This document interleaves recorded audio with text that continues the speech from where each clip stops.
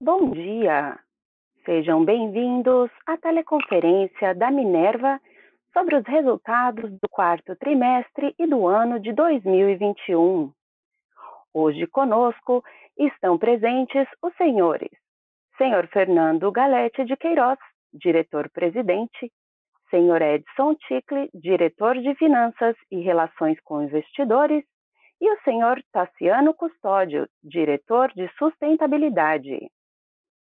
Informamos que a apresentação é gravada e todos os participantes estarão apenas ouvindo a teleconferência durante a apresentação da empresa. Em seguida, iniciaremos a sessão de perguntas e respostas para analistas e investidores, quando mais instruções serão fornecidas. Caso alguém necessite de alguma assistência durante a conferência, por favor, solicite a ajuda de um operador digitando *0. O áudio e os slides desta teleconferência estão sendo apresentados simultaneamente na internet no endereço www.minervafoods.com.br. Neste endereço, pode ser encontrada a respectiva apresentação para download na plataforma do webcast, seção Relações com Investidores. Antes de prosseguir, gostaríamos de esclarecer que eventuais declarações que possam ser feitas durante esta teleconferência, relativas às perspectivas de negócios da Minerva, projeções e metas operacionais e financeiras, constituem-se em crenças e premissas da diretoria da companhia, bem como em informações atualmente disponíveis. Elas envolvem riscos, incertezas e premissas, pois se referem a eventos futuros e, portanto, dependem de circunstâncias que podem ou não ocorrer. Investidores devem compreender que condições econômicas gerais, condições da indústria e outros fatores operacionais podem afetar o desempenho futuro da Minerva e conduzir a resultados que diferem materialmente daqueles expressos em tais considerações futuras. Agora, gostaria de passar a palavra ao senhor Fernando Queiroz, diretor-presidente, que iniciará a apresentação. Por favor, senhor Fernando, pode prosseguir. Bom dia a todos e obrigado por participarem da teleconferência dos resultados da Minerva para o quarto trimestre e para o ano de 2021. A Minerva Foods encerra o ano de 2021 reportando mais um sólido conjunto de resultados que fortalece a nossa estratégia corporativa e consolida a nossa liderança na América do Sul como um dos principais players no mercado global de carne bovina. Mesmo diante de um cenário ainda bastante desafiador, 2021 foi um ano de muitas conquistas para a Minerva Foods. Mais uma vez, entregamos um forte desempenho operacional e financeiro, com receita e EBITDA recordes, quase 600 milhões de reais em lucro líquido, forte geração de caixa e um balanço sólido e equilibrado. A nossa diversificação geográfica se consolidou como um dos principais vetores da nossa estratégia de negócios, essencial para mitigar risco e ampliar oportunidades, e foi fundamental em um ano com tanta volatilidade e desafios. Ao final de 2021, evoluímos ainda mais com esse direcionamento estratégico, com o início das atividades nas plantas da Austrália, que completam de maneira singular as nossas operações na América do Sul, maximizando oportunidades comerciais e sinergias operacionais, reduzindo assim os riscos e contribuindo para a nossa estratégia de consolidação no mercado de exportação de proteína animal no mundo. Avançamos também com nossa pauta de inovação, tanto por meio do pilar do Corporate Venture Capital e os investimentos em startups conectados com o nosso negócio, como a Shopper, a Amyris e mais recentemente a Thrive. Mas também por meio das nossas iniciativas de e-commerce e marketplace. Avançamos também com a nossa pauta de inovação, tanto por meio do pilar de Corporate Venture Capital e os investimentos em startups conectadas com o nosso negócio, como a Shopper, a Amyris e mais recentemente a Thrive. Mas também por meio das nossas iniciativas de e-commerce e marketplace, ampliando a presença da Minerva Foods nas plataformas online de vendas e aperfeiçoando o nosso desempenho comercial na distribuição para o mercado interno. Essas são iniciativas da Minerva Foods, que buscam maximizar as oportunidades comerciais e avançar na criação de valor para o nosso negócio. Somamos esforços também na agenda de sustentabilidade e destaco as conquistas e os compromissos que assumimos ao longo do ano, consolidando o nosso posicionamento como referência no setor de proteína animal, ratificando a qualidade e integridade dos nossos produtos e conferindo cada vez mais acesso a oportunidades no mercado nacional e internacional de carne bovina. Por fim, a geração de valor para o acionista foi mais uma vez uma das grandes realizações da Minerva Foods, com destaque para a nossa expressiva distribuição de dividendos, com mais de 600 milhões de reais efetivamente desembolsados no ano, ou R$ 1,12 por ação. A distribuição de proventos, consistente pelo segundo ano consecutivo, é um dos principais vetores em nossa estratégia de geração de valor para o acionista. Passo agora para o slide 2, onde vou falar sobre os principais destaques do 4TRI de 2021 e do ano de 2021. Começando pelo resultado líquido, que foi positivo pelo 9º trimestre consecutivo, totalizando 150 milhões de reais no 4TRI de 2021 e 599 milhões no ano. O resultado do ano é mais um passo na estratégia da Minerva Foods em gerar valor para o acionista. A companhia vem trimestre após trimestre entregando ao mercado exatamente o que foi prometido: disciplina financeira, rentabilidade, fluxo de caixa livre e criação de valor para o acionista. E como reflexo do bom desempenho financeiro de 2021, a administração da Minerva irá propor na Assembleia de Acionistas a aprovação de 200 milhões de reais em dividendos complementares, ou 34 centavos por ação, a serem pagos no início de maio. Esse montante, quando somado aos 200 milhões em dividendos antecipados que foram pagos em novembro do ano passado, representam quase 70% do lucro reportado em 2021. No ano, e considerando os proventos caixa, ou seja, tudo aquilo que foi efetivamente pago em 2021, a Minerva Foods já distribuiu mais de 600 milhões de reais em proventos, o que ilustra bem o foco da companhia na geração de valor para o acionista. Voltando ao nosso resultado, vamos falar agora do fluxo de caixa livre, uma das nossas prioridades. A geração de caixa livre foi positiva pelo 16º trimestre consecutivo, totalizando 213 milhões no trimestre e 1 bilhão em 2021. A companhia acumula mais de 4,5 bilhões em geração de caixa livre ao longo dos últimos 3 anos, ratificando a excelência da nossa gestão operacional e financeira. A receita bruta consolidada foi recorde tanto no trimestre, onde alcançou 8 bilhões de reais, como no ano, fechando com a expressiva marca de 28,6 bilhões em 2021, uma alta de quase 40% ante ao ano anterior. Nesse contexto, importante destacar a performance das nossas exportações, que responderam por 64% da nossa receita bruta no trimestre e cerca de 70% no ano de 21. Reflexo da consistente demanda global de carne bovina e evidenciando a vocação exportadora da Minerva Foods. Falando agora de rentabilidade operacional, o nosso EBITDA também foi recorde, alcançando 735 milhões de reais no 4TRI de 2021, um crescimento de 19% na comparação anual e com uma margem EBITDA de 9,8%.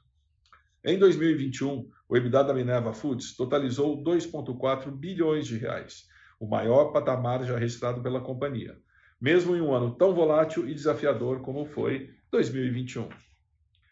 Em linha com o nosso compromisso com a disciplina de capital, encerramos o último trimestre do ano com alavancagem líquida estável em 2,4 vezes dívida líquida versus EBITDA. A nossa liquidez também encerrou o ano numa situação bastante confortável, com 7,3 bi em caixa, o que, combinado com um duration de 5,8 anos da dívida, nos confere tranquilidade e flexibilidade frente às oportunidades dos próximos períodos. Ainda falando sobre nosso balanço, seguimos aprimorando a nossa estrutura de capital e, nesse sentido, avançamos nesse 4TRI de 2021 com a 11ª emissão de debêntures, um total de 400 milhões de reais, e cujos recursos foram utilizados no resgate da 6ª emissão e permitiram uma redução no custo dessa parcela da dívida. Além disso, no 4TRI de 2021, recompramos cerca de 83 milhões de dólares em títulos relativos aos bonds de 28 e 31, totalizando 172 milhões de dólares em recompra no ano de 2021. Essas iniciativas demonstram a nossa incessante busca por uma estrutura de capital sólida, equilibrada e menos onerosa. Ao longo da nossa apresentação de resultados, o Edson vai trazer um pouco mais de detalhes quanto a todas essas operações. Passando pelos outros destaques do 4TRI de 2021, ao final do trimestre, no mês de novembro, efetivamos o pagamento de 200 milhões na forma de dividendos antecipados, que, quando somado aos proventos pagos anteriormente, totaliza a expressiva marca de 604 milhões distribuídos em 2021, perfazendo um dividend yield de 11%, um dos mais altos do mercado brasileiro. E seguimos gerando valor para os nossos acionistas. Conforme antecipei e respeitando nossa política de dividendos, quero destacar a proposta de dividendos complementares no montante de 200 milhões, que será submetida à aprovação na Assembleia de Acionistas ao final de abril. Mais para frente, o Edson irá detalhar o nosso esforço para maximizar a criação de valor para o acionista da Minerva Foods. Na agenda sustentabilidade, tivemos importantes avanços e conquistas, e mais uma vez protagonizamos iniciativas que nos posicionam como uma referência no setor de proteína animal. Entramos no mercado de crédito de carbono com a nossa subsidiária MyCarbon. Avançamos na Athena Foods, nos tornando a primeira empresa no setor a monitorar 100% das fazendas fornecedoras no Paraguai e alcançando mais uma meta de nosso compromisso com a sustentabilidade divulgado no ano de 2021. No Brasil, seguimos avançando no monitoramento dos fornecedores, como, por exemplo, com a expansão e integração do Visipec ao nosso sistema de monitoramento. Como reflexo do nosso pioneirismo e liderança na agenda de sustentabilidade, somos a única empresa do setor de proteína bovina que faz parte da carteira ISE, Índice de Sustentabilidade Empresarial da B3, do qual somos integrantes pelo segundo ano consecutivo. Um importante reconhecimento do longevo trabalho e sustentabilidade que a Minerva tem desenvolvido. Ao longo da apresentação, o Tassiano, nosso diretor de sustentabilidade, vai nos trazer um balanço da nossa pauta ESG em 2021. Vamos passar agora para o slide 3 para comentar o desempenho operacional da Minerva no trimestre e no ano, iniciando pelas exportações. Encerramos o ano de 2021, mais uma vez, consolidando nossa posição como líder na exportação de carne bovina na América do Sul, alcançando 23% de market share do continente ao final do 4TRI de 2021. O protagonismo da Minerva na exportação de carne bovina é resultado da nossa diversificação geográfica na região, que é apoiada pelos nossos escritórios internacionais, acabam nos proporcionando uma grande vantagem competitiva e posição de destaque no mercado internacional. Do lado direito do slide, temos a performance das exportações por região, e a Ásia segue como destaque. No Brasil, representou cerca de 52% da receita de exportação em 2021, mesmo com a restrição chinesa à carne brasileira no final do ano. Na Athena Foods não foi diferente. Com o continente asiático permanecendo como principal destino dos nossos produtos, alcançando um share de quase 40%.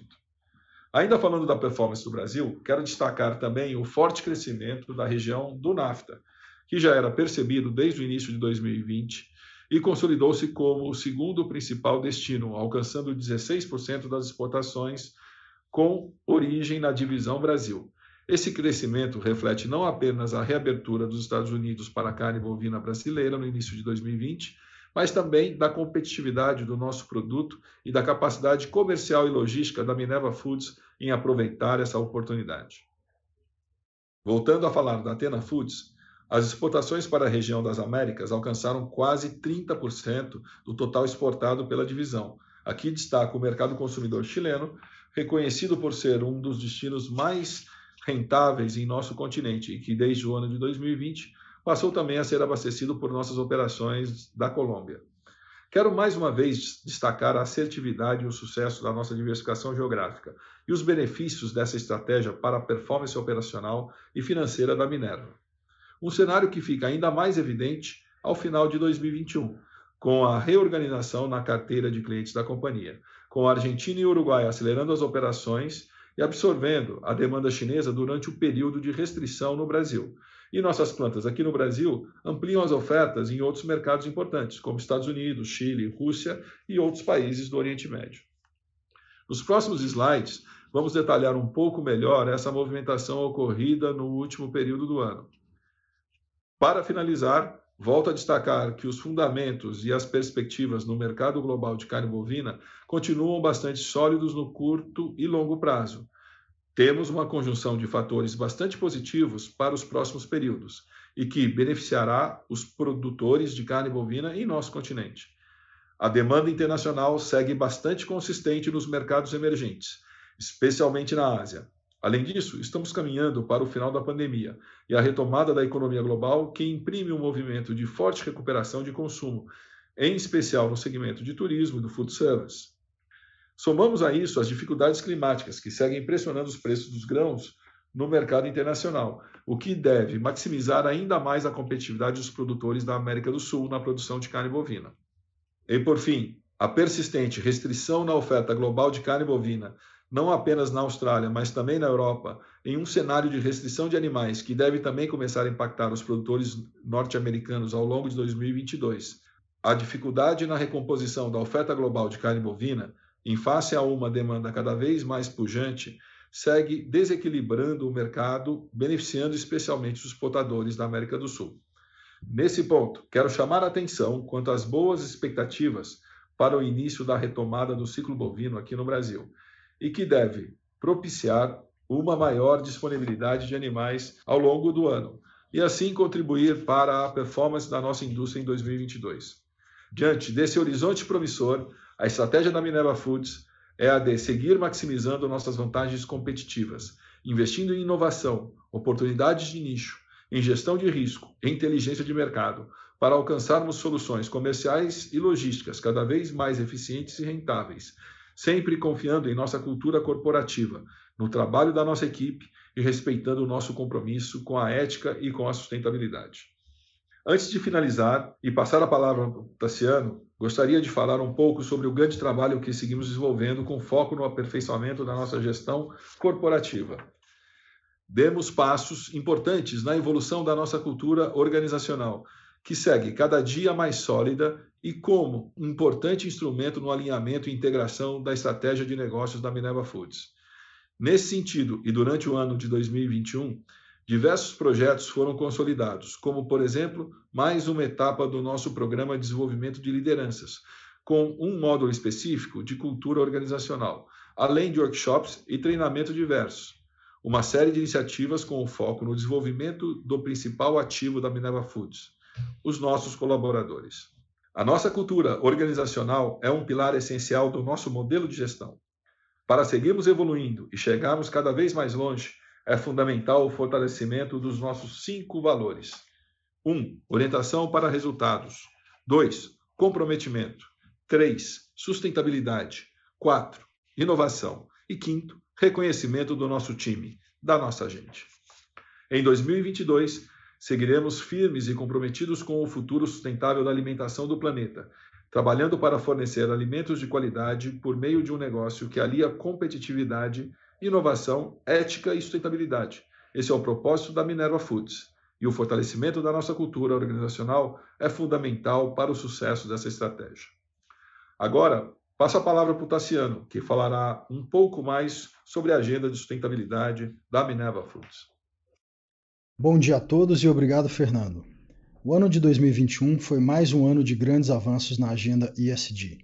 Assumimos o compromisso de chegar até 2035 com emissões líquidas zero, uma meta alinhada a um dos 5 valores da cultura Minerva Foods, a sustentabilidade. A nossa meta é lastreada em resultados públicos que comprovam a liderança no monitoramento da cadeia de suprimentos na América do Sul e no combate ao desmatamento ilegal. Estamos trabalhando em 3 grandes eixos e já temos resultados relevantes para compartilhar. Para escopos 1 e 2, nosso objetivo é reduzir 30% da intensidade de nossas emissões até 2030. E para atingir essa meta, desenvolvemos nosso plano de descarbonização para as operações industriais. Vale lembrar que a Minerva Foods é a única empresa do segmento carbono neutro no escopo 2, aquelas emissões relacionadas com a matriz energética. Para o escopo 3, são 2 eixos de atuação: eliminar o desmatamento ilegal em toda a nossa cadeia de suprimento e engajar 50% dos nossos fornecedores no programa de baixas emissões de carbono, ambas ações até 2030. Atingimos importantes metas nesse sentido. Primeira, mapeamos 100% dos fornecedores diretos no Paraguai e monitoramos 100% das compras em 2021 para desmatamento ilegal e demais critérios. Somando o monitoramento no Brasil e no Paraguai, são mais de 26 milhões de hectares geograficamente monitorados, uma área do tamanho do Reino Unido, em todas as regiões e biomas. Segunda meta, avançamos no uso de ferramentas para análise de risco de fazendas fornecedoras indiretas do Brasil. Terceira, realizamos o balanço de carbono de fazendas fornecedoras em todos os países de operação com metodologia científica internacionalmente reconhecida.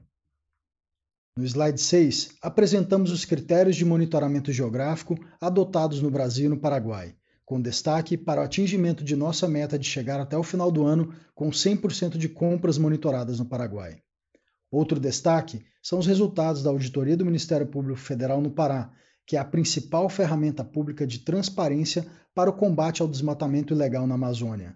É uma auditoria altamente confiável e transparente, onde o Ministério Público supervisiona todo o procedimento de terceira parte.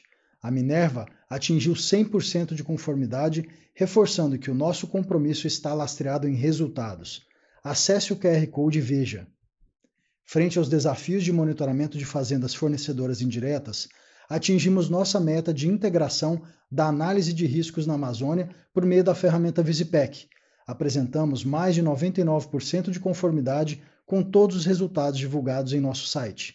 Fomos além de analisar riscos e, por meio do SMGeo Prospec, uma ferramenta para prospecção de compra de gado, trabalhamos com a Nice Planet na transferência de tecnologia para o produtor rural em todo o país.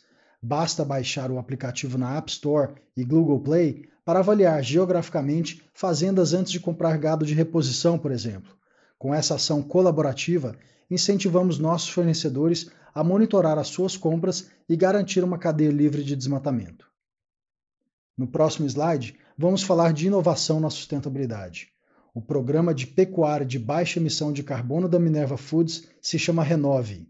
Renove é engajamento e atuação colaborativa com os pecuaristas parceiros na implementação de práticas para uma pecuária mais sustentável e rentável.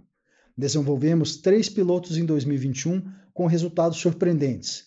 Em parceria com a Embrapa, medimos o balanço de carbono de 22 fazendas no Brasil, fazendas que forneceram mais de 10% do volume de produção no país e que estão abaixo da média nacional de emissões de gás de efeito estufa. 10 fazendas apresentaram balanço de carbono negativo. Isso quer dizer que os sistemas produtivos dessas fazendas sequestram mais carbono do que emitem. Em parceria com o Imaflora, medimos o balanço de carbono de 25 fazendas nos 5 países de atuação da Minerva. Mais uma vez, os resultados apontaram que as emissões desses produtores são, em média, 44% menor do que a média mundial. 3 fazendas também apresentaram um balanço de carbono negativo. Esses resultados não foram obtidos com qualquer intervenção nos sistemas produtivos. Apenas medimos o balanço de carbono de produtores parceiros usando metodologia científica robusta. E os resultados demonstram que a pecuária sustentável com rentabilidade e responsabilidade socioambiental não é uma estratégia, ela está acontecendo. Foram mais de 50 mil animais que processamos no último ano que vieram de sistemas produtivos carbono negativo. Esse caminho só é possível com a tecnificação da cadeia. Por último, em parceria com Santos Lab e Biofílica, avaliamos mais de 380 fazendas quanto a ativos ambientais, utilizando imagens de satélite e tecnologia de ponta. 60 fazendas foram selecionadas para a determinação do balanço de carbono e potencial geração de crédito de carbono dessas propriedades. No slide 8, apresentamos a MyCarbon, a nossa subsidiária voltada ao desenvolvimento de projetos de carbono e trading de créditos de carbono. O objetivo da MyCarbon é apoiar as empresas no cumprimento de suas metas de neutralização das emissões de gases de efeito estufa por meio da compensação de carbono de forma transparente, confiável e sustentável. A MyCarbon é parte dos esforços que a Minerva Foods tem realizado para implementar iniciativas que promovam uma pecuária mais sustentável de baixo carbono, apoiando produtores em toda a América do Sul na adoção de sistemas tecnificados que contribuem para a redução das emissões na cadeia de valor. O nosso portfólio de créditos de carbono é certificado por plataformas credenciadas, garantindo rastreabilidade e alta qualidade das unidades verificadas de carbono. A MyCarbon é o resultado da inovação e pioneirismo da Minerva Foods no mercado mundial de créditos de carbono, reconhecendo a necessidade de atuarmos no combate às mudanças do clima, apoiando produtores e empresas a reduzirem e abaterem as suas emissões. No slide 9, apresentamos o plano de descarbonização da Minerva Foods.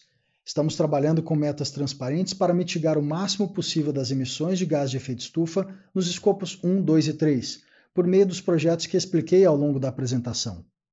Utilizamos da metodologia do Science Based Target Initiative para traçar nossas metas, medir nossa pegada de carbono e planejar a descarbonização de nossas operações. São projetos factíveis e aplicáveis, com resultados a serem divulgados ao longo do ano.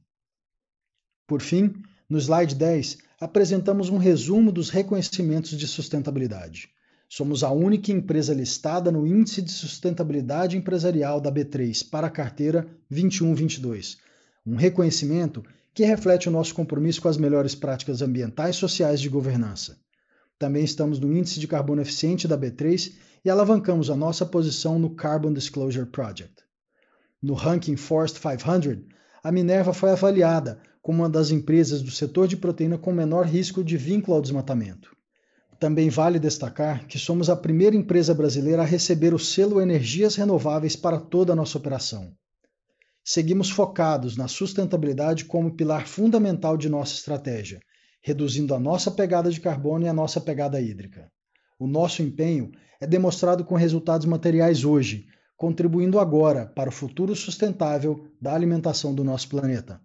Passo a palavra ao Edson, que irá detalhar os resultados operacionais e financeiros da Minerva Foods.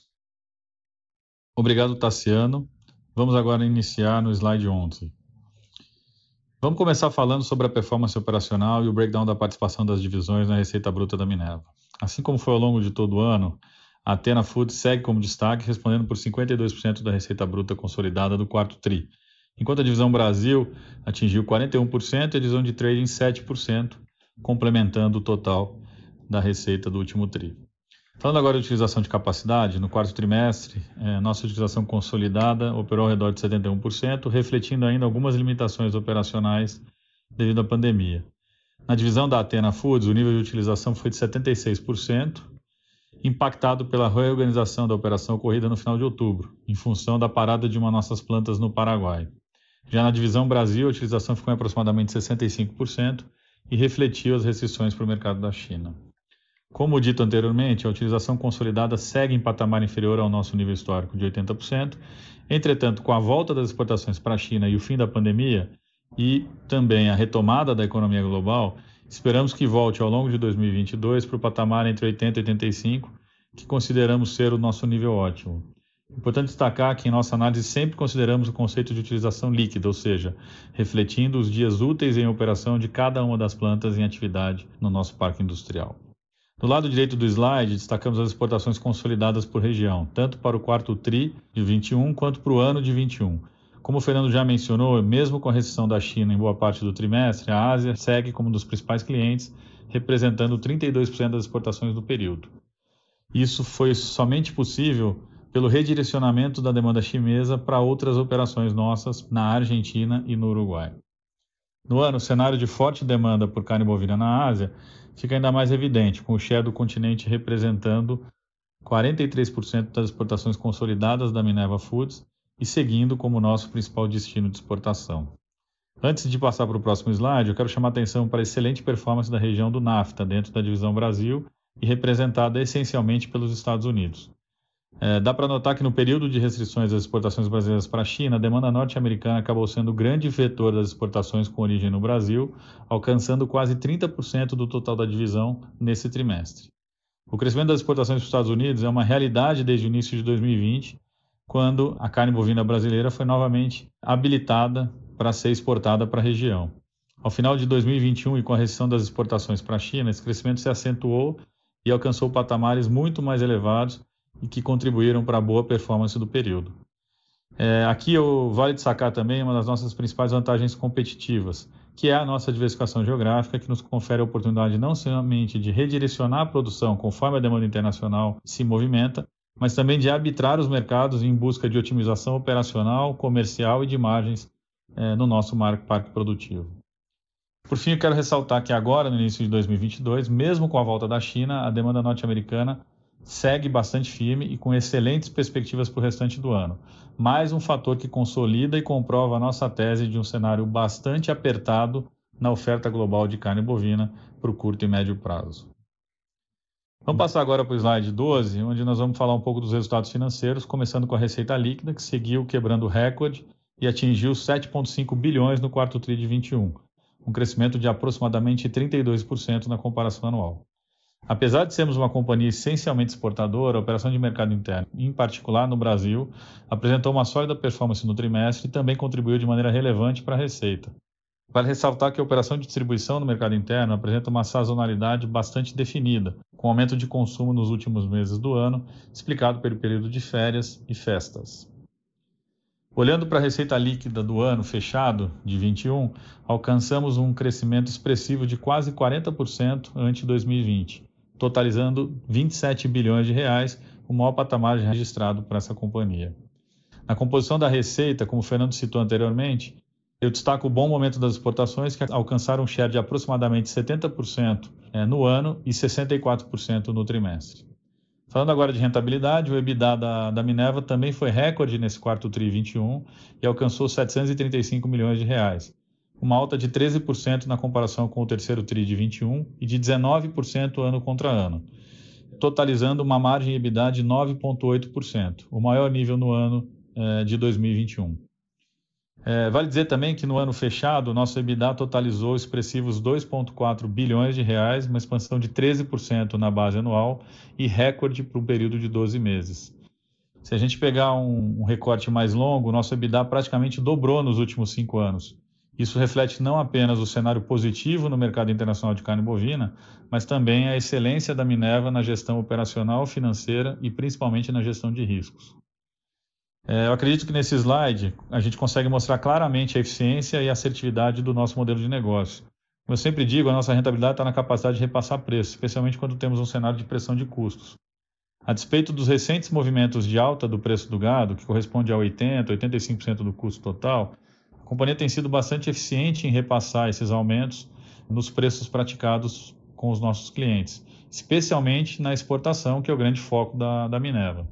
Então, por conta disso, a gente tem conseguido entregar um nível de rentabilidade consistente ao longo dos últimos trimestres, mesmo com o movimento de alta de preço do animal aqui no Brasil. Lembrando, então, sempre que trata-se de um business de spread e, portanto, a nossa capacidade de gerar valor está exatamente na nossa capacidade de repassar quaisquer pressões de custos ao longo do ano. Além disso, eu vou ressaltar novamente o papel fundamental da estratégia de diversificação geográfica, especialmente quando a gente fala da divisão Athena Foods, que em termos de fornecimento de gado apresenta uma situação muito mais favorável do que o Brasil e segue contribuindo bastante para o crescimento da receita e da rentabilidade da companhia. Então, além do papel fundamental da diversificação geográfica, vale citar também o papel fundamental da gestão de riscos. Quer dizer, o fato da gente ter um modelo muito definido de gestão de riscos, de mapeamento dos riscos, das exposições e foco nas arbitragens, isso nos ajuda a melhorar a rentabilidade, especialmente em momentos de grande volatilidade, que nós encaramos como uma grande oportunidade para a gente extrair valor para a nossa operação. Por último, e antes de passar para o próximo slide, conforme eu comentei no conference call do trimestre anterior, naquele momento a nossa expectativa com a performance do quarto TRI era muito boa, mesmo diante das incertezas quanto à retomada das exportações para o mercado chinês. Essa boa expectativa acabou se concretizando e estamos aqui entregando mais uma sólida performance operacional e financeira, receita recorde, EBITDA recorde, a melhor margem EBITDA do ano, e tudo isso em um trimestre onde a operação do Brasil ficou até meados de dezembro impossibilitada de exportar para o principal importador global, que é a China. A nossa estratégia de diversificação geográfica, que mitiga riscos e maximiza oportunidades, a sazonalidade positiva do mercado interno no fim do ano e o forte movimento de preços no mercado internacional foram, obviamente, fundamentais na construção desses resultados do final do ano. E quando olhamos para 22, o cenário que se desenha segue bastante positivo. com a demanda e preços de carne bovina no mercado internacional em patamares bastante atrativos, a China retomando a importação de carne brasileira em níveis bastante fortes, conforme demonstram os dados públicos da SECEX para o início de 2022, e ainda a expectativa de, ao longo desse ano, um movimento de aumento da disponibilidade de gado no Brasil, fruto de um ciclo pecuário mais positivo. Em nossa opinião, esses são alguns dos principais vetores que devem contribuir para que no ano que se inicia a gente consiga entregar uma performance operacional e financeira tão ou até mesmo mais sólida do que aquela que nós conseguimos entregar em 2021. Vamos agora para o slide 13 falar de alavancagem financeira. O nosso índice de alavancagem medido pelo indicador dívida líquida EBITDA dos últimos 12 meses e ajustado pelo pagamento dos dividendos antecipados manteve-se estável em 2,4 vezes.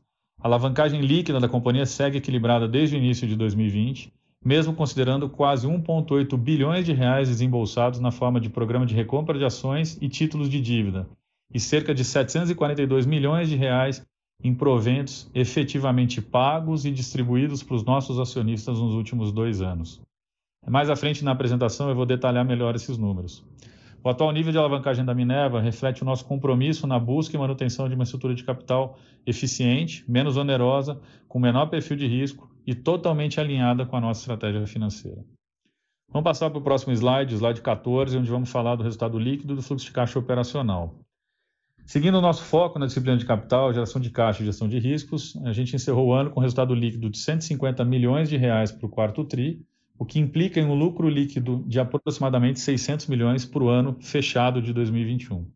Esse resultado é reflexo da estratégia comercial e financeira, foco total na geração de caixa livre, gestão de riscos e principalmente redução do endividamento. Pilares que têm sido prioritários para a Minerva e têm contribuído de maneira relevante para os resultados que nós temos apresentado trimestre a trimestre. Passando agora para o lado direito do slide, a gente vê o fluxo de caixa operacional no quarto TRI, que foi positivo em 650 milhões de reais. No ano, o fluxo das atividades operacionais da Minerva totalizou a marca de 2,6 bilhões de reais. Vamos falar agora de uma das maiores prioridades da gestão, que é o fluxo de caixa livre, no slide 15. O fluxo de caixa livre seguiu positivo pelo 16º trimestre consecutivo, alcançando 213 milhões de reais após o resultado do hedge cambial no quarto TRI. Fazendo o build-up do free cash flow no trimestre, a gente parte de um EBITDA de 735 milhões. O CAPEX foi de aproximadamente 231 milhões, concentrado em investimentos de manutenção e expansão das nossas plantas e também contabilizando o investimento recente que fizemos nas plantas da Austrália. Depois temos a conta de capital de giro, que consumiu 63 milhões no trimestre, impactada pela linha de estoques, e o resultado financeiro base caixa, que foi de 331 milhões de reais negativos. Assim, a gente chega a um fluxo de caixa livre recorrente positivo de 110 milhões no quarto TRI, que após adicionar o resultado positivo caixa de 103 milhões de reais devido à nossa política de hedge cambial, temos um fluxo de caixa livre totalizando nesse trimestre de 213 milhões de reais. Falando agora do ano fechado, o fluxo de caixa livre totalizou aproximadamente 1 bilhão de reais. Começamos com um EBITDA de 2,4 bi, um CAPEX anual de 569 milhões, que foi impactado pela ampliação e aperfeiçoamento do parque industrial, iniciativas em corporate venture capital e também pela aquisição das plantas da Austrália, como eu disse anteriormente.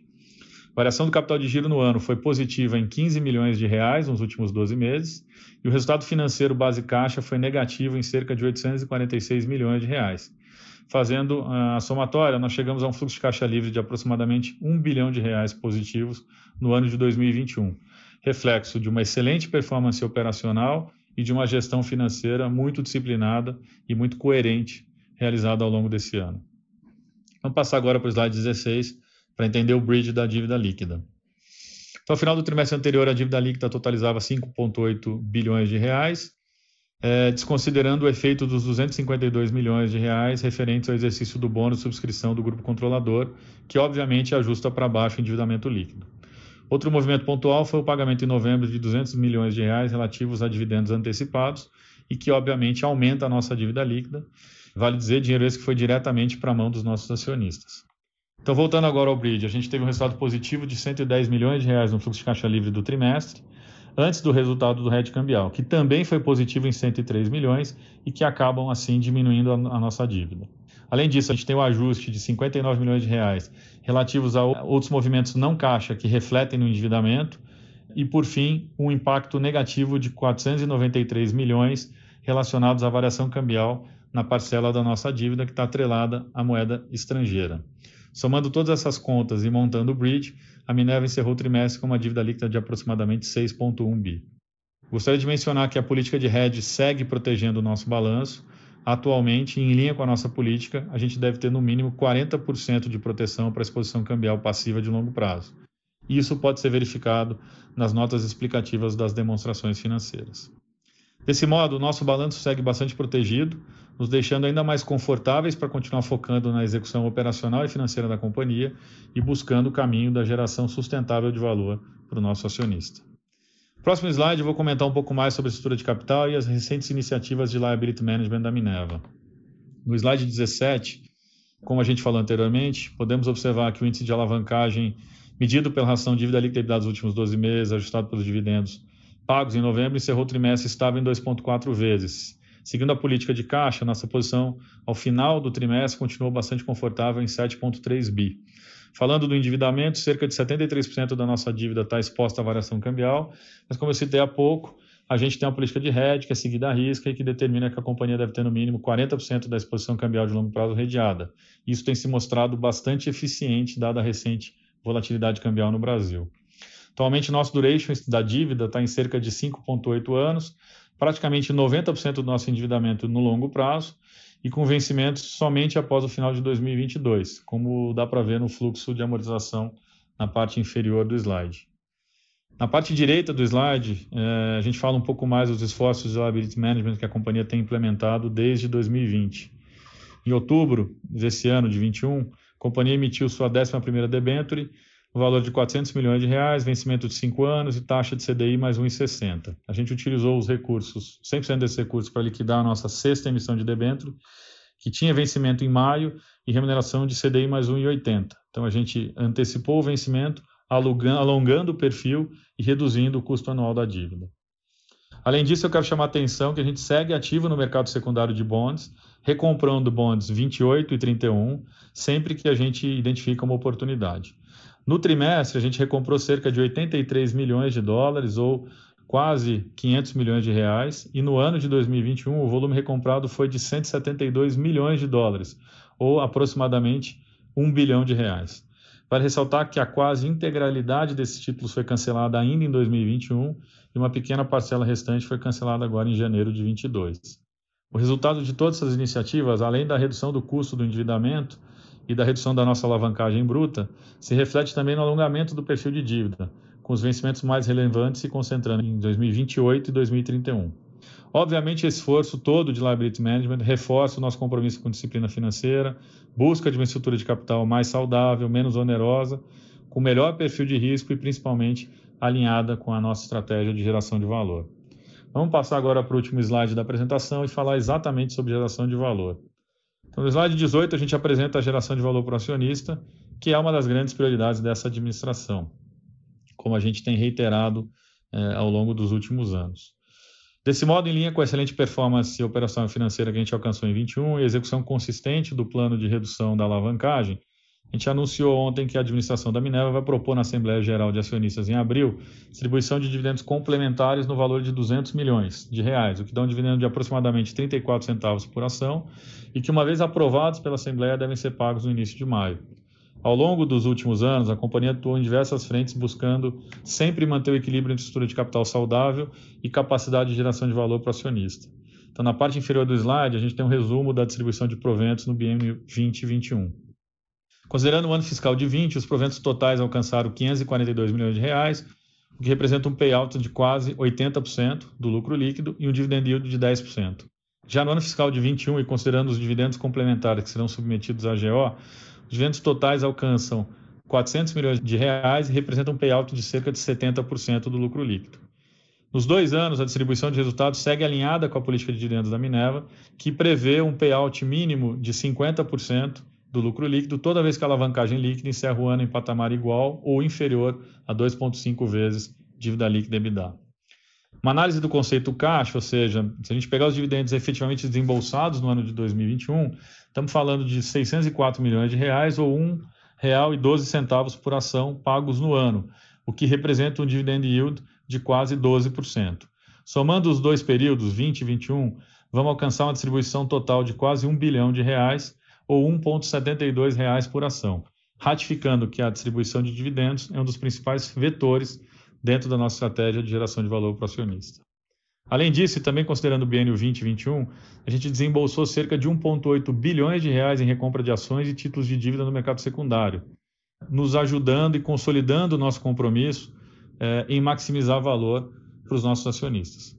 Vale destacar que a disciplina financeira e o compromisso com a estrutura de capital equilibrada têm sido respeitados ao longo dos últimos anos, como vocês podem notar pela estabilidade no nosso nível de alavancagem, mesmo com todas essas iniciativas de distribuição de valor. Essa postura, obviamente, não vai mudar.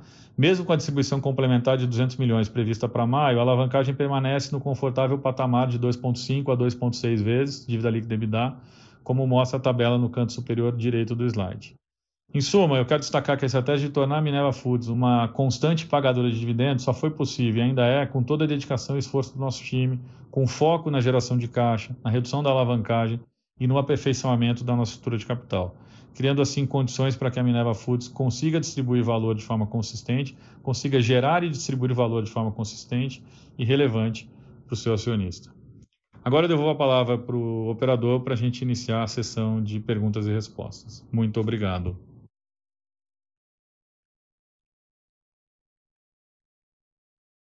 Senhoras e senhores, iniciaremos agora a sessão de perguntas e respostas para analistas e investidores.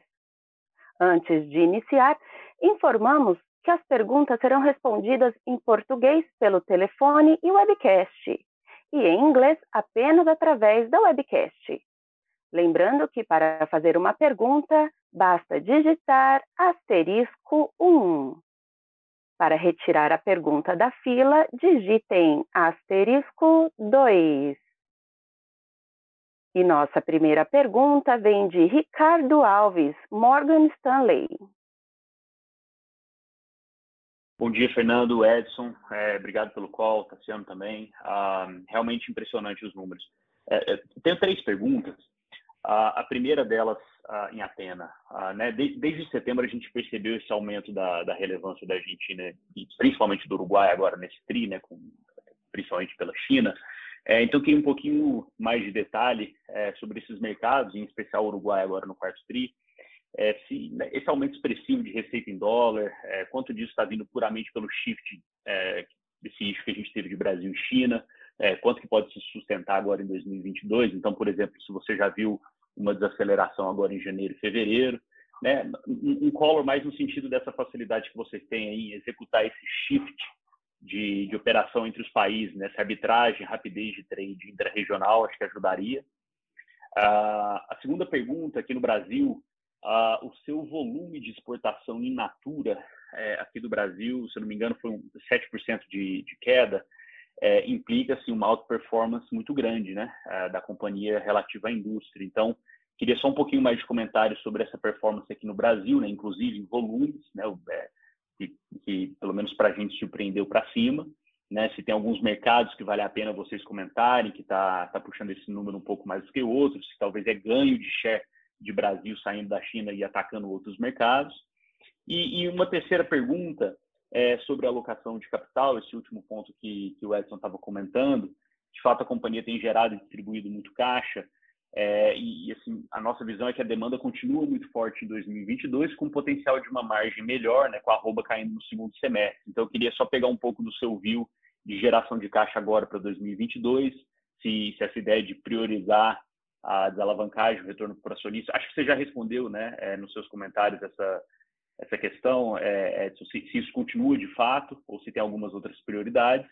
E no liability management, se tem alguma coisa específica que dá para você fazer agora no restante de 2022. São essas perguntas. Obrigado pelo call, pessoal. Tá. Ricardo, obrigado por participar do call. A primeira pergunta sobre as operações na América Latina e especialmente Argentina e Uruguai. Essa análise ela é feita semanalmente, onde que nós fazemos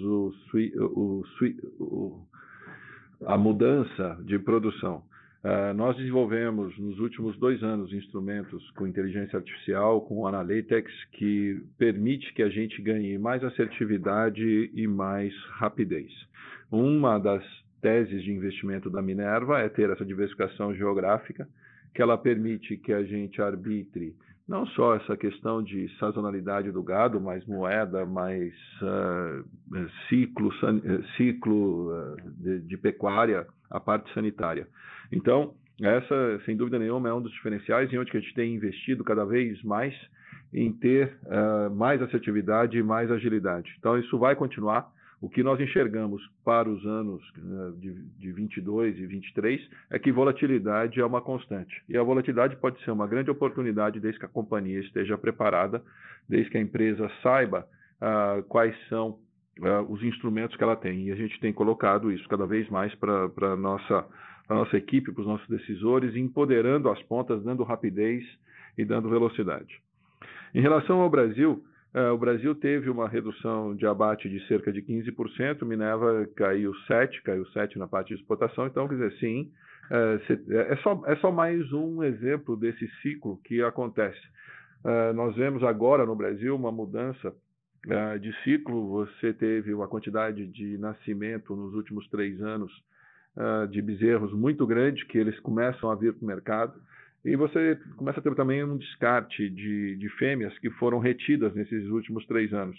Então, a gente vê o Brasil ganhando um pouquinho mais de protagonismo, mas, de novo, isso vai acontecer e essa análise vai ser feita semana a semana, mês a mês, de como que a gente pode estar optando pela melhor opção de onde produzir e onde vender. Essa é a arbitragem nas duas pontas. Terceira pergunta, deixa o Edinho. Ricardo, você pediu para eu comentar um pouco mais sobre geração de caixa, alocação de capital. Vamos lá, vamos pegar assim, eu não posso falar sobre 2022, senão pode configurar guidance, mas vamos fazer um exercício rápido, olhando os números de 2021, né? 2021, a gente fez um investimento em CAPEX de quase 600 milhões de reais, e mesmo assim a gente gerou 1 bilhão de reais de fluxo de caixa livre. Ou seja, se eu dobrar o CAPEX, eu ainda continuo gerando aí 500 milhões, 400 milhões de reais de caixa livre. Se eu triplicar o CAPEX, eu fico com o fluxo de caixa livre zerado no ano. Isso assumindo que em 22 a gente repete o mesmo desempenho de 21. Essa hipótese a gente acha extremamente conservadora pelo que a gente está vendo nesse início de ano. Os preços em dólar nos principais mercados onde a gente exporta estão mais altos do que a gente tinha visto no quarto tri. A gente tem uma expectativa ao longo do ano, principalmente para o final do ano, de que o ciclo pecuário mais forte, especialmente no Brasil, vai trazer uma disponibilidade maior de animais e, com isso, pode ser que tenhamos alguma queda de preço. Se você olhar a bolsa para frente, ela projeta alguma queda em relação ao preço spot. O quanto vai ser essa queda é difícil precisar, mas provavelmente a média do ano não vai ser esses R$340 preço por arroba base São Paulo que a gente está vendo hoje. Então, colocando tudo isso na conta e olhando esses vetores de resultado, muito provavelmente o EBITDA de 2022 vai ser mais alto que o EBITDA de 2021 por todos esses fatores que eu acabei de citar. As outras linhas do fluxo de caixa provavelmente vão ser muito parecidas com o que a gente teve em 2021, e aí falando de uma forma bastante conservadora. E aí a gente pode brincar com a linha de CAPEX, na linha da gente buscar algum ciclo de expansão, mas de uma forma comedida, de uma forma responsável, sem aumentar a alavancagem da companhia. Aqueles ciclos de crescimento que nós tivemos nos últimos 10 anos, em que a gente alavancou a companhia acima de 4, 5 vezes, isso não vai se repetir. Era uma situação completamente diferente, a gente tinha um mercado em consolidação, nós tínhamos que participar desse mercado em consolidação como consolidadores, e competindo com duas empresas que tinham acesso a capital extremamente mais barato do que a gente, por razões que todos conhecem, eu não preciso citar aqui. O fato é, nós tínhamos que nos posicionar, nós tínhamos que participar disso, e a gente adotou uma postura mais agressiva na estrutura de capital da companhia, na alavancagem, do ponto de vista do tamanho da alavancagem, mas não do perfil. Se você olhar, a gente sempre teve um perfil muito conservador, segurando um caixa bastante elevado, uma liquidez elevada e um duration de dívida que sempre foi o mais longo de todas as companhias do setor. Hoje a situação é completamente diferente. A gente pode se dar o luxo de comandar um novo ciclo de expansão utilizando exclusivamente a geração de caixa operacional que tem sido muito forte nos últimos anos. Então, de novo, eu convido todo mundo a fazer esse exercício de variação do CAPEX mantendo as demais contas do fluxo de caixa mais ou menos constantes, com um viés de upside, principalmente na conta de EBITDA, vocês vão ver que a gente pode investir até R$1 bilhão a mais no ano que vem do que já foi investido em 2021, ou seja, a gente pode ter uma conta de capex de 1,5 bilhão, e aí você tira aí 350 milhões de manutenção.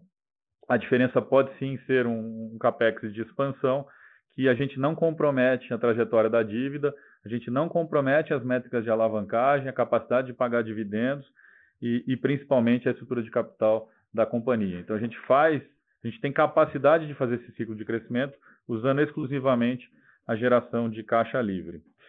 Em adição ao que você perguntou sobre operações de liability management, a gente tem sido bastante ativo em tentar trocar dívida, alongando e reduzindo o custo. Mas mais do que isso, as oportunidades que eu vejo hoje são de recomprar nossos bonds no mercado internacional. Eles estão em preços que eu considero bastante favoráveis para a gente comandar essa recompra, e a gente tem feito isso ativamente no mercado. Isso contribui para reduzir a alavancagem bruta e, por consequência, despesa financeira, olhando à frente. Então, a gente deve continuar sendo bastante ativo no mercado de bonds, e nas outras operações de liability management, só se tiverem operações como a rolagem de debênture, que a gente antecipou em outubro, em que você alonga e reduz o custo para o mesmo tipo de papel, para o mesmo tipo de linha de dívida. Então, acho que eu resumi bem o que eu tinha comentado no call e acho que vai de encontro com a tua pergunta aí. Obrigado. Perfeito, vai sim. Obrigado pelos detalhes, Edson e Fernando. Bom dia.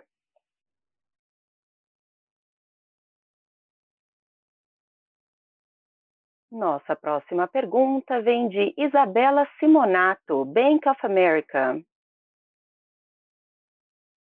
Obrigada, bom dia, Fernando, bom dia, Edson. Obrigada pelo call. Minha pergunta é um pouco em relação à performance da rentabilidade, né? Como a gente viu, realmente veio acima das expectativas, num cenário bastante difícil. Se vocês puderem comentar como as margens performaram ao longo do TRI, no Brasil principalmente, e se vocês puderem dar alguma cor do diferencial de rentabilidade entre Athena e Brasil, né? Eu sei que do quanto vocês puderem entrar nisso de uma maneira quantitativa, acho que ajuda a gente a entender de fato como que o consolidado ele tem se construído, né, diante de tanta volatilidade. Então, essa é a minha pergunta. Obrigado. Isabela, como eu falei para o Ricardo na reunião, na pergunta anterior, nós recebemos um cenário cada vez maior de volatilidade e a estratégia nossa foi a diversificação geográfica. Então eu vou exemplificar para que vocês passem a entender melhor. Você teve um momento que um dos mercados principais que nós tivemos fechou as portas para o Brasil. Então o Brasil deixou de poder exportar para a China. O que a Minerva fez? Realocou as carteiras que nós tínhamos de China feita para o Brasil, para Argentina e Uruguai. Então, isso deu muito mais força e muito mais velocidade para Argentina e Uruguai.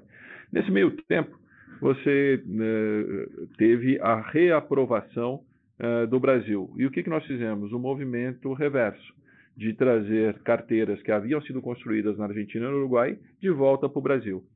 Enquanto o Brasil ficou fora de China, nós realocamos carteiras de Chile, de Oriente Médio, de Estados Unidos principalmente, para que o Brasil pudesse fazer. Então, a análise Athena, Minerva, Brasil, ela deixa de existir. A análise é o portfólio de fábricas, é o footprint que o Minerva tem diversificado na América do Sul, que cada uma com as suas características, aprovações, elas extraem o melhor das oportunidades que tem. Para isso, nos últimos 3 anos, especialmente muito intensificado nos últimos 2 anos, nós investimos muito em tecnologia, em analytics, para que a gente possa ter assertividade, previsibilidade, mas principalmente rapidez para fazer isso. Esse teste de China foi um grande exemplo. Aí você pode ver pela nossa performance, ela é fruto disso. Então, o que eu quero concluir é que o seguinte, com a volatilidade que vai continuar com todos esses cenários de Rússia, de volatilidade no mundo, nós estamos extremamente confiantes e preparados que nós conseguimos extrair valor de um ambiente que é volátil. Só lembrando que o Minerva ele é único nessa diversificação geográfica, que ela é irreplicável.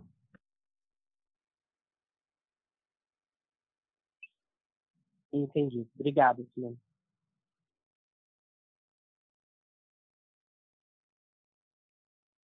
Lembrando que para fazer perguntas, basta digitar *1. E nossa próxima pergunta vem de Rodrigo Almeida, Santander. Bom dia, Fernando. Bom dia, Edson. Parabéns pelos resultados e, de novo, mostrando bem a capacidade de vocês de se adaptar a esses cenários. Eu queria tocar em um ponto aqui mais atual, até que o Fernando chegou a comentar agora rapidamente. Acho que esse conflito de Rússia e Ucrânia. Queria entender um pouco melhor aqui de vocês, se vocês veriam um cenário aqui que sanções fossem impostas aqui para exportação de carne bovina para a Rússia, dos países onde vocês atuam, né? Na minha cabeça, esse cenário global de desbalance de oferta e demanda de carne bovina, vocês conseguiram destinar esses valores para outros destinos, né? Imagino que talvez seja essa a leitura, mas eu queria explorar um pouco de vocês, o que é que vocês interpretam dessa situação, entender um pouco mais. Acho que Paraguai, se eu não me engano, pelos dados que a gente tem aqui, é o país que tem a maior exposição relativa para a Rússia, né? Então, eu queria entender um pouco também como é que vocês veriam um potencial impacto em preço de gado, enfim, tentar passar um esboço aqui do que é que vocês esperam numa situação dessa, caso algo ocorra aí mais severo em termos de trade global. Mas é basicamente essa pergunta que eu tenho aqui. Obrigado. É uma muito boa pergunta, Rodrigo. O primeiro impacto que nós vamos ver nos mercados vai ser um aumento do preço de grãos. A Ucrânia é um grande produtor e isso deixa as outras proteínas menos competitivas. Então, a pressão em cima de frango e suíno, principalmente, vai ser bastante grande. Mas não só isso. A pressão dentro do modelo de criação de gado em confinamento do hemisfério norte vai ser muito grande. E isso abre mais espaço de competitividade para a América do Sul.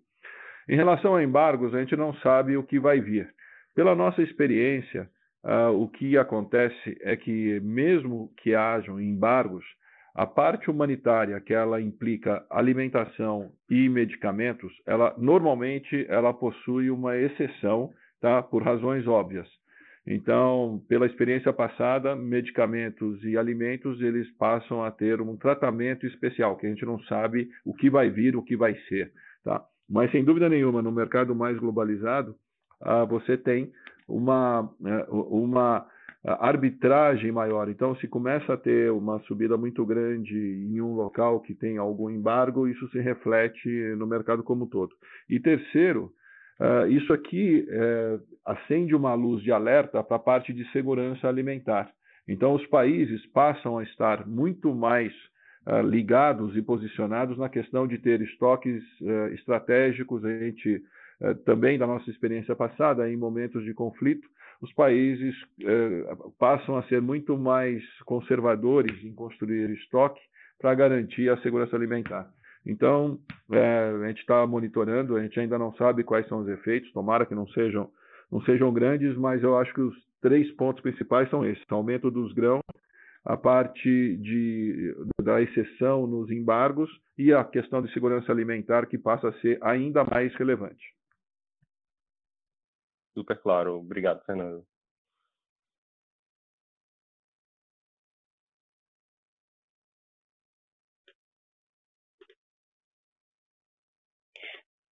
A nossa próxima pergunta vem do senhor Thiago Bartolucci, de Goldman Sachs. Oi, pessoal. Bom dia a todos. Parabéns pelo resultado e obrigado pela pergunta. Eu queria explorar especificamente o tema de China dentro do contexto de exportações. A leitura dos números agora nos primeiros meses de 2022 ainda é um pouco difícil. Quer dizer, tem um efeito base da retomada e toda essa sazonalidade pré-ano novo chinês. Daqui para frente, eu acho que existe um debate aberto sobre o quão estrutural esses níveis de per capita são, dada a normalização de ISF por lá.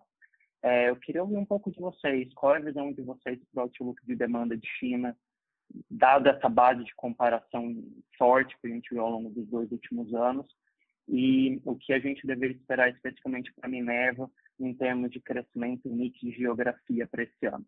Obrigado. Vamos lá.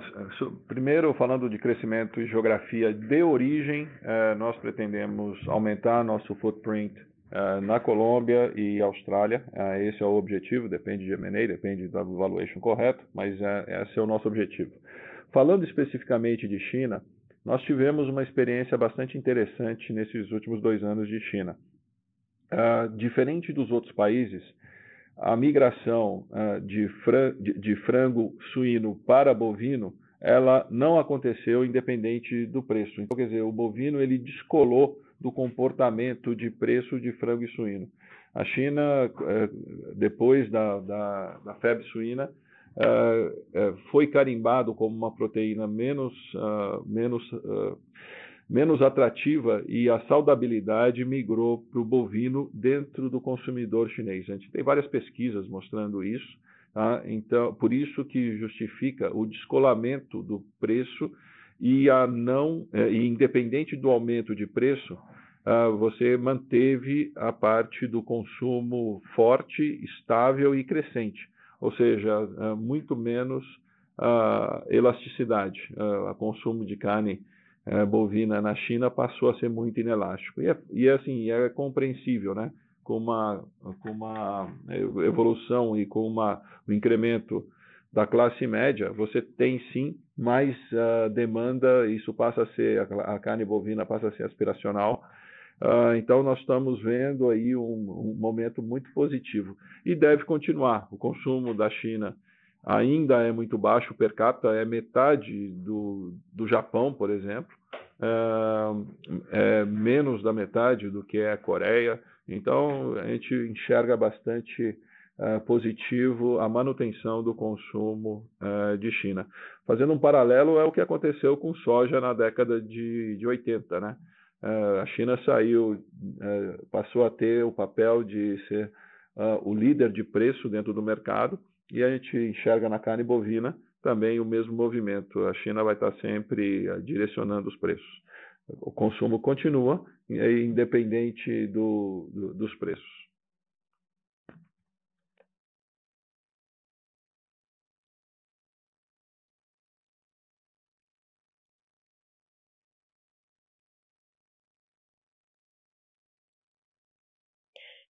Lembrando que para fazer perguntas, basta digitar *1.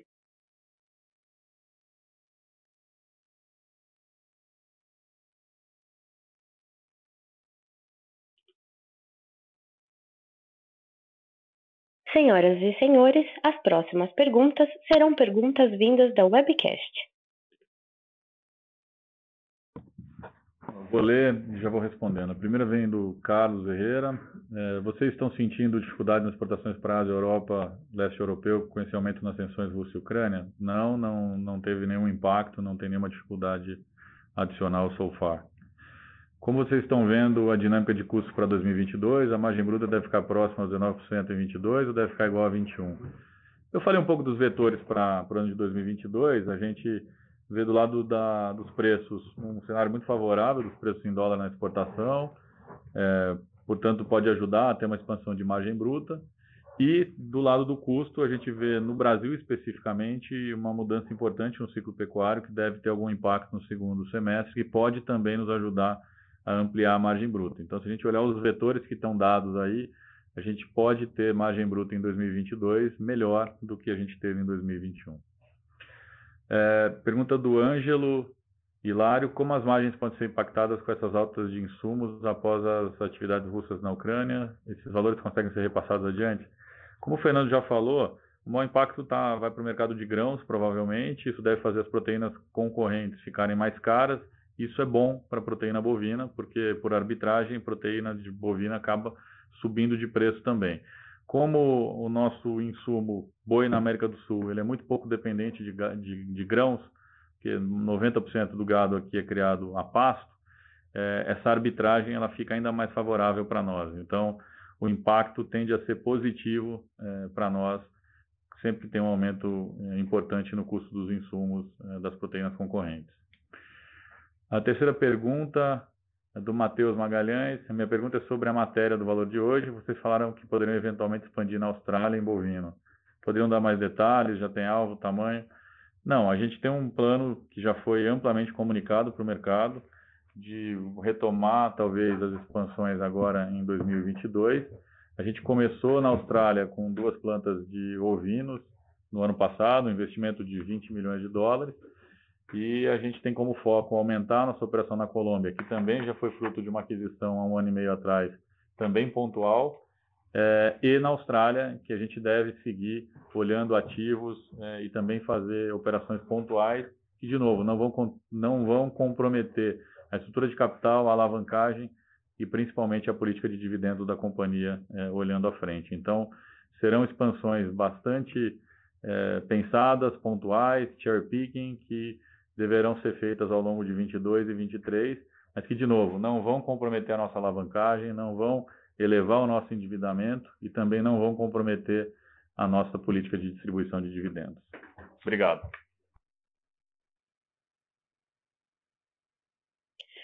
A nossa próxima pergunta vem por telefone do senhor Guilherme Palhares, do Bank of America. Bom dia, pessoal. Obrigado por pegar minha pergunta. Vocês comentaram agora sobre o outlook para 2022, né? A gente vê um cenário melhorando aí para frente e nessa mesma toada eu queria explorar um pouquinho mais a questão de imposto, né? A gente viu a companhia utilizando aí um prejuízo fiscal acumulado nessas demonstrações e queria entender um pouco do que é o potencial de uso disso para frente, né? Porque à medida em que a operação melhore, nos parece que você tem um buffer ali para que isso seja resultado direto em termos de lucro para a companhia, né? E em termos de geração de caixa também, em função dessa questão tributária. Se vocês puderem explorar um pouco mais nesse sentido, nos ajudaria muito. Obrigado. Cara, é simples, né? A gente tem um balanço fiscal que carrega algum prejuízo fiscal anterior e isso nos permite constituir ativo fiscal diferido ao longo dos anos. À medida que a gente vai gerando lucro, gerando caixa, obviamente esse espaço vai diminuindo. A gente ainda tem algum espaço, mas se você está preocupado com a base caixa do imposto de renda, eu posso te dizer que por uma questão de modelagem a longo prazo, pelo fato da gente gerar créditos fiscais na exportação, a nossa taxa efetiva caixa de pagamento de imposto de renda, ela nunca vai ser maior do que 20%. Então, para modelagem, eu costumo sugerir alguma coisa entre 15% e 20% para perpetuidade. Guilherme, só acrescentando no que o Edson colocou, você pode notar que a Minerva é a empresa que tem o perfil do seu faturamento mais voltado para a exportação. Isso faz com que nós sejamos sempre geradores de crédito fiscal, o que impacta positivamente na parte de redução de caixa efetivo pago em IR. Então, a gente acaba utilizando o crédito. É um trabalho que nós fizemos de planejamento fiscal interno muito grande e que permite que a gente tenha, sim, um fluxo de caixa, uma liberação e uma recorrência nos créditos fiscais de acordo com uma velocidade bastante rápida em todos os países que a gente atua, não só no Brasil. Perfeito, super claro, pessoal. Obrigado.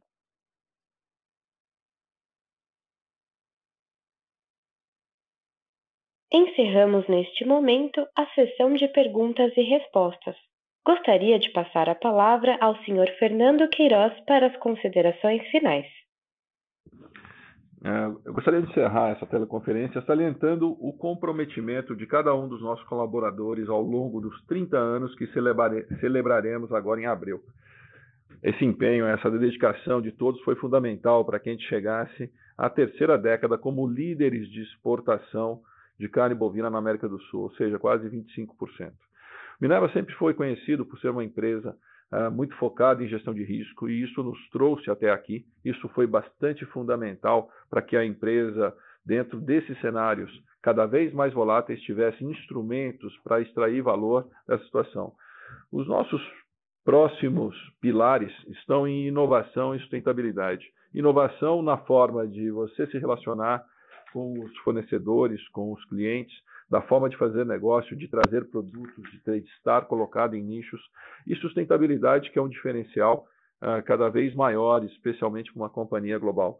Então, nós iniciamos um 22 bastante confiantes na boa perspectiva para a indústria. Vai ter mais volatilidade, vai ser um ano mais volátil, mas essa volatilidade ela vem a criar valor para nós. E a gente está sempre pautado, né, por práticas de ética sustentáveis, porque a gente confia que esse é o caminho para a geração de valor no longo prazo. Somos a Minerva Foods, uma companhia comprometida com o futuro sustentável da alimentação do planeta. Agradeço o interesse de vocês e permanecemos à disposição para eventuais dúvidas e esclarecimentos. Obrigado. A teleconferência da Minerva está encerrada. Agradecemos a participação de todos e tenham um bom dia.